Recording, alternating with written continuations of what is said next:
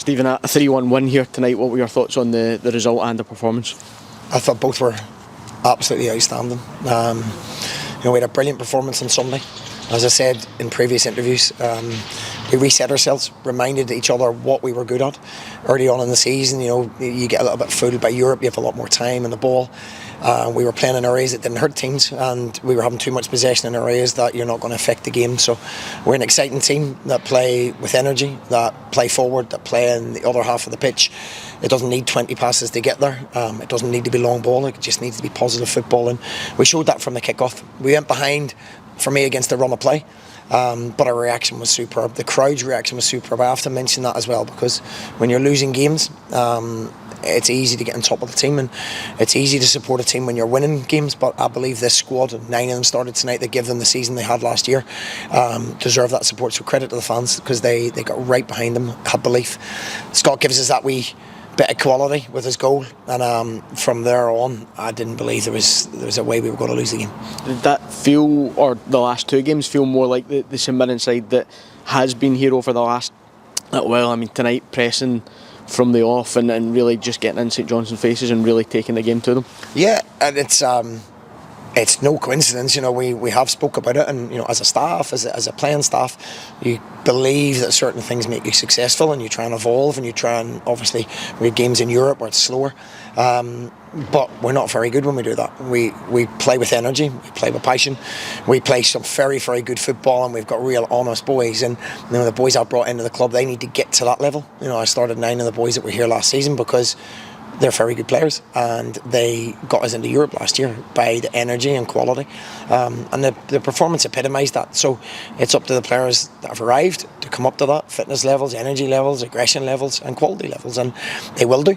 It may take a little bit of time, but we've got a good squad, and tonight I just thought people stood up to be counted. When you're not winning games, you see your characters, you see your Marcus Frasers, your Alex Goids, your Marco Harris, etc. There's everybody I could mention, but the single best player on the pitch for me was Greg Kilty. He epitomised St Mirren tonight with his football intelligence, his press and his quality, never say die attitude, and that's what we are. And I'm certainly not embarrassed to put a team in the field that runs until they can't run anymore, and shows the quality, creates chances and plays in a forward manner, throws the ball forward, steps forward and creates chances in the other end of the pitch. And we've done that the last 2 games. There was a lot of good stuff previously before that, out with the Hearts game, but we're much better when we play at that tempo. And it's a big ask to go 3 games in a week playing like that, but we will do. And the boys that come in, it's up to them to step up, because there's a chance to cement a place in the top 6 at the next international break. And you look around and go, okay, it's a good start, it's a decent start. So it's fine lines in football, and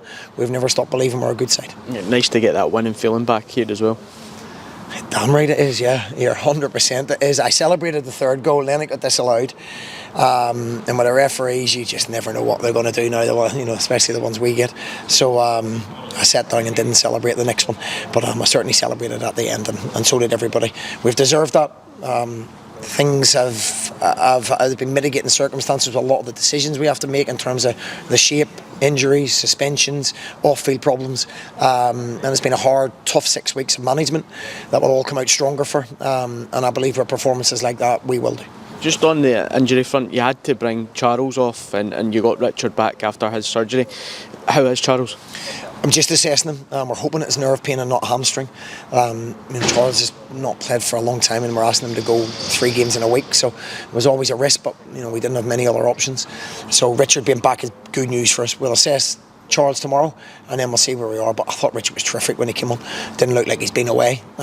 Again, I've got to give Jerry Docherty a mention, because to get somebody back that quickly to that level of fitness, he's vital to this football club. Yeah, I just want to have a wee word on Jerry Docherty, because he asked us not really to say anything, but the game against Rangers on Sunday was his 1500th game in football. Just a word on Jerry.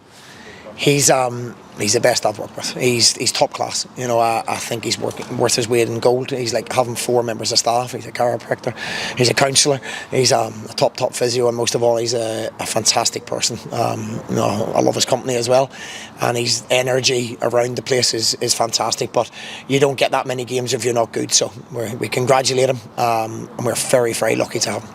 Stephen, thanks very much for your time. Cheers, James.